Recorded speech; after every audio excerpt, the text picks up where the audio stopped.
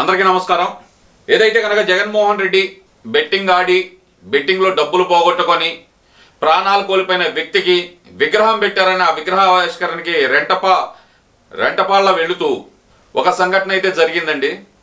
Already పోలీసులు చెప్పారు, నీకు పర్మిషన్ లేదు, 3 వెహికల్స్కి 100 మందికి మాత్రమే పర్మిషన్ ఇస్తున్నాం మేము అంటూ డిపార్ట్మెంట్ అంతా చాలా గట్టిగా చెప్పినా సరే జగన్మోహన్ రెడ్డి తన బల నిరూపణ కోసం దాదాపు 15 నియోజకవర్గాల నుంచి జన సమీకరణ చేస్తూ వచ్చారు.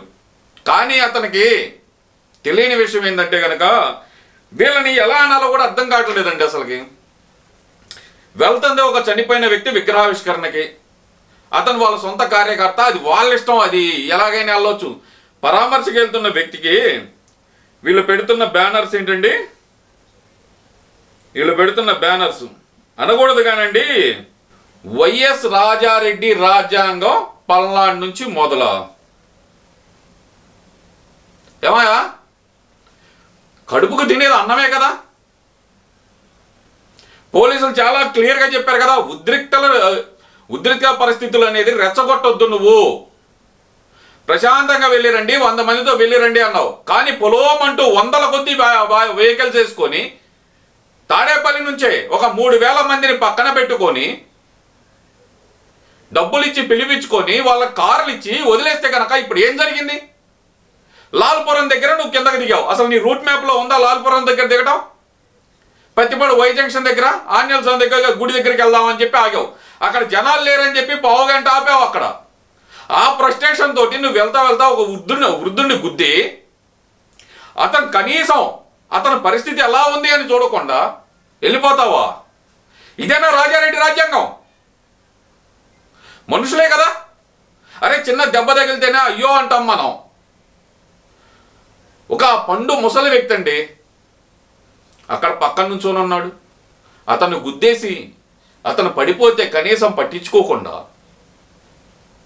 పరామర్శకి వెళ్తున్నావా నువ్వు? ఏం జగన్మోహన్ రెడ్డి, ఇదేనా రాజారెడ్డి రాజ్యాంగం? నీ వాళ్ళ అయ్యేగా బ్యానర్లు వేసి పిలుస్తుంది, ఏది వైఎస్ రాజారెడ్డి రాజ్యాంగం పల్నాడు నుంచి మొదలు పెట్టావుగా జగన్మోహన్ రెడ్డి. రాజారెడ్డి రాజ్యాంగం అంటే మొదలు పెట్టావు. జగన్మోహన్ రెడ్డి 2.0 అంటే ఏందో చూపిస్తానన్నావు. 2.0 అంటే ఇదేనా?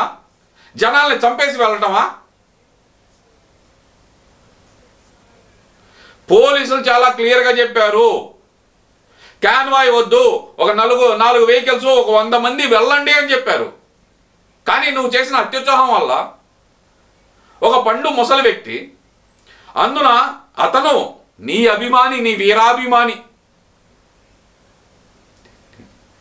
నీ అభిమానిని నువ్వే గుద్దేసి మీ రాజారెడ్డి రాజ్యాంగాన్ని బాగానే అమలు చేస్తున్నావుగా. దొరికిందిగా ఇంకొకటి బాడీ, రా వెళ్ళి ఓదార్చు, రాజకీయానికి వెళ్ళు. నువ్వు కూడా గుద్దేసి వెళ్ళిపోయింది కాక, సరే గుద్దేశాడండి, ఇతను క్యాన్వాయ్ గుద్దేసింది, జగన్మోహన్ రెడ్డి క్యాన్వాయ్ గుద్దేసింది. వెనకమాల ఉన్న వ్యక్తులు ఏం చేస్తున్నారండి? దెబ్బలు తగిలి ఆయన అక్కడ పడి ఉన్నాడు కదా. మానవత్వం లేదా మీకు? మనుషులు కాదా? రాజారెడ్డి రాజ్యాంగం ఎక్కడి నుంచో మొదలు పెట్టారా? మనుషుల్ని చంపడంతోనే మీ రాజారెడ్డి రాజ్యాంగం మొదలు పెట్టారా? దీన్ని ఏ విధంగా చూడాలి? అసలుకి నీ పర్యటనకి అనుమతే లేదు. మరి ఇప్పుడు యాక్సిడెంట్ జరిగింది, అతను చనిపోయాడు, ఎవరు ఆ కుటుంబానికి దిక్కెవరో? నువ్వు ఆదుకుంటావా? ఎవరు ఆదుకుంటారు? 60 ఏళ్ల వయసు పైన వృద్ధుడండి ఆయన, చనిపోయాడు. జగన్మోహన్ రెడ్డి కొంచెం కాదే కొంచెమైనా బుద్ధి ఉంటే కనుక నీకు ఒక మనిషిలాగా ప్రవర్తించవయ్యా. కనీసం మానవత్వం చూపించు. దెబ్బలు తగిలిపోయి పక్కన పడి ఉంటే గనక ఏంటి, ఇందాక ఒకసారి చూశానండి ఎక్కడో వీళ్ళ దాంట్లోనే, అంబులెన్స్కి దారిచ్చిన జగన్మోహన్ రెడ్డి మానవతావాది అంటున్నారు. మానవతా కాదు, వాది కాదు, మానవ మృగం అంటాను నేను. ఏమయ్యా, జగన్మోహన్ రెడ్డి ఏదన్నా అంటేనేమో తెగ చించుకుంటావు. ఇది రాజారెడ్డి రాజ్యాంగం పల్నాడు నుంచి మొదలుపెట్టు, చూద్దాం, మొదలుపెట్టు. అత్త పోటుగాళ్ళ పండు ముసలి వ్యక్తి అయ్యా జగన్మోహన్ రెడ్డి బాధ వేస్తుంది. నువ్వు మనిషివేనా? మానవత్వం ఉందా నీకు అసలుకి? ఎలా చెప్పాలి నీకు అసలుకి? నీ బల ప్రదర్శన కోసం నువ్వు వేసుకొచ్చిన వెహికల్స్ గుద్దేసి ఒక వ్యక్తి చనిపోయాడయ్యా. ఇదేనా నీ పనితనం? ఇదేనా జగన్మోహన్ రెడ్డి 2.0 లోడింగ్ అని చెప్పి వెహికల్స్ మీద రాసుకొని తిరుగుతున్నావు? రాజారెడ్డి రాజ్యాంగం పల్నాడు నుంచే మొదలు పెడతామని చెప్పి బహిరంగంగా చెబుతున్నావు. ఇప్పుడు కూటమి అధికారంలో ఉంది. వాళ్ళు మొదలు పెడితే నువ్వు రెచ్చగొడతావు, బాగానే ఉంటావు, వెళ్తావు, బెంగళూరు వెళ్తావు, కూర్చుంటావు, కులుగుతావు. నువ్వు రెచ్చగొట్టే మాట్లాడితే కనుక ఇక్కడ ఎవరికి జరిగేది నష్టం. అంతేలే, ఇక్కడ ఏదైనా జరిగితే కనుక నీకు కావాల్సింది శవ రాజకీయం మాత్రమే. ఇప్పుడు ఒక రౌడీ షీటర్ ఒక బెట్టింగ్ ఆడి చనిపోయిన వ్యక్తికి విగ్రహావిష్కరణ చేయడానికి వెళ్తూ ఒక వృద్ధుణ్ణి చంపేశావు నువ్వు. మరి నిన్నేమనాలి? నర్రూప రాక్షసుడు అనాలా? మానవ మృగం అనాలా? మనుషుల ప్రాణాలు హరించే యమదూత అనాలా? నిన్ను ఏమనాలి జగన్మోహన్ రెడ్డి? ఆ కుటుంబానికి సమాధానం చెప్పు నువ్వు.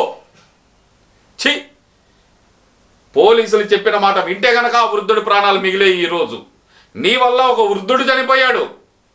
నువ్వు మారవు జగన్మోహన్ రెడ్డి, నీ మనస్తత్వం మారదు.